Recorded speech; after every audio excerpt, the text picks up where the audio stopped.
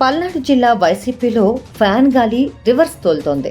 దాదాపు 7 నియోజకవర్గాలలో వర్గపోరు తారాస్థాయికి చేరుకుంది. 2019 ఎన్నికల్లో పల్నాడు జిల్లాలోని అన్ని అసెంబ్లీ సిగ్మెంట్లలో వైసీపీ క్లీన్ స్వీప్ చేసింది. 7 నియోజకవర్గాల్లో అత్యంత బలమైన పార్టీగా ఆవిర్భవించిన వైసీపీలో ఆ ప్రభావం నేడు కనిపించడం లేదనే చెప్పాలి. 4.5 ఏళ్లుగా కేడర్కు, ఎమ్మెల్యేలకు మధ్య నెలకొన్న తీవ్ర అసంతృప్తి పార్టీలో వర్గ పోరుకు దారితీసింది. మరోవైపు ప్రజల్లో పెచ్చురిల్లుతున్న వ్యతిరేకత వెరపి వచ్చే ఎన్నికల్లో జగన్ పార్టీ జిల్లాలో తుడిచిపెట్టుకుపోవడం ఖాయమన్నట్లు కనిపిస్తున్నాయి. పల్నాడు జిల్లా అంటేనే వైసీపీకి కంచుకోట. అయితే కేడర్లో నెలకొన్న అసంతృప్తి ఏ పార్టీదో నరసరావుపేట, సత్తెన్నపల్లి సిట్టింగ్లను మార్చాలని, టికెట్లు ఇస్తే ఓడించి తీరుతామని సీఎం జగన్ క్యాంపు కార్యాలయం, పార్టీ కేంద్ర కార్యాలయం ఎదుట కేడర్ నిరసన వ్యక్తం చేయడమే నిదర్శనం. సత్తెన్నపల్లిలో మంత్రి అంబటి రాంబాబు టికెట్లిస్తే సత్తెన్నపల్లిలో పార్టీని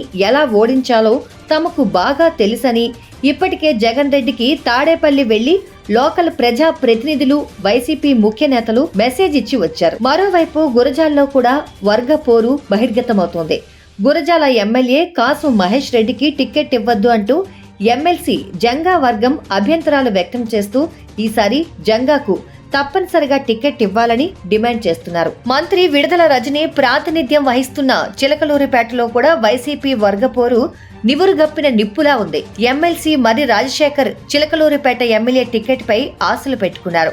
ఆయనను కాదని కనీసం రాజకీయ పరిచయం లేని అనామకుడైన మల్లెల రాజేష్ కు చిలకలూరిపేట అసెంబ్లీ ఇన్ఛార్జ్ పదవి కట్టబెట్టడం ఏమిటని మర్రి విడుదల రజని వర్గీయులు గుర్రుగా ఉన్నారు. వినుకొండ నియోజకవర్గంలో కూడా రాజకీయంగా రగిలిపోతోంది. ఎమ్మెల్యే బొల్లాకు టికెట్ ఇస్తే ఓడించి తీరుతామని కేడర్ ఇప్పటికే డిసైడ్ అయి ఉంది.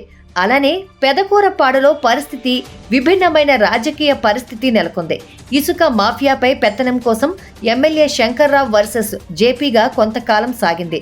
కట్ చేస్తే చివరికి ఇసుక పౌరులో సొంత వర్గంపైనే తానే కేసులు పెట్టించాల్సిన పరిస్థితికి దిగజారారు. దీంతో ఇక్కడ కేడర్ ఎమ్మెల్యే పట్ల తీవ్ర అసంతృప్తితో రగిలిపోతున్నారు. మరోవైపు మాచర్ల నియోజకవర్గంలో కూడా వైసీపీలో, కేడర్లో, ప్రజల్లో ఎమ్మెల్యే పిన్నెల్లి రామకృష్ణారెడ్డి పట్ల తీవ్ర అసంతృప్తితో ఉన్నారు. ఐపాక్, వైసీపీ సొంత సర్వేలు సైతం పిన్నెల్లి ఘోరంగా ఓడిపోతున్నారని 2 ఏళ్ల క్రితమే చెప్పేశాయి. పిన్నెల్లికి టికెట్ ఇస్తే ప్రజలతో పాటు పార్టీ కేడర్ కూడా ఓడించేందుకు సిద్ధంగా ఉన్నట్లు అందుతున్న విశ్లేషణలు. ఇలా మొత్తంగా పల్నాడు జిల్లాలో వైసీపీ రాజకీయ ప్రస్థానం ముగిసిపోయే అధ్యాయంగా కనిపిస్తోంది. పల్నాడు జిల్లాలో వైసీపీ ఎమ్మెల్యేలు అంబటి రాంబాబు, పిన్నెల్లి రామకృష్ణారెడ్డి, గోపిరెడ్డి శ్రీనివాసరెడ్డి, కాసు మహేష్ రెడ్డి, విడుదల రజని, నంబూరి శంకర్రావు, బొల్లాలకు టికెట్లిస్తే 2024లో ఘోర పరాజయం తప్పదని సర్వేలు చెప్తున్న సత్యాలు.